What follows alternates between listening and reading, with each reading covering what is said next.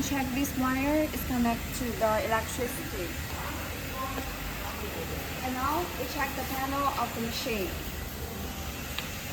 This is the power of the machine. And when you open this switch, you can see the light on, green one. And this is the power of the machine. It shows the power of this machine. And we adjust the power on the side of the machine. Here, we can adjust the power. And now, you can see this blue one is used to control the height of the workbench. And this foot switch is used to control the time of the welding.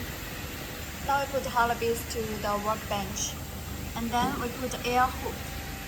We put them together and clamp them. And now we step on the foot switch. Start welding. And this one is after welding. We can check the finished products.